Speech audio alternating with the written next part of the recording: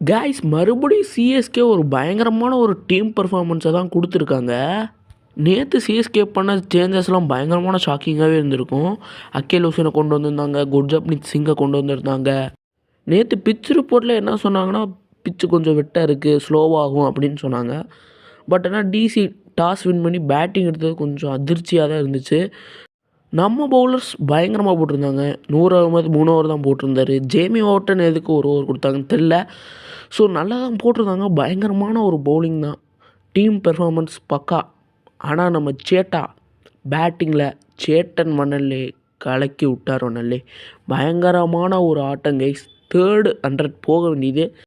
நேற்று நம்ம கார்த்திக் சர்மாவும் பயங்கரமான ஒரு நாக். மெச்சூரிட்டி தெரியுது கார்த்திக் சர்மாட்ட.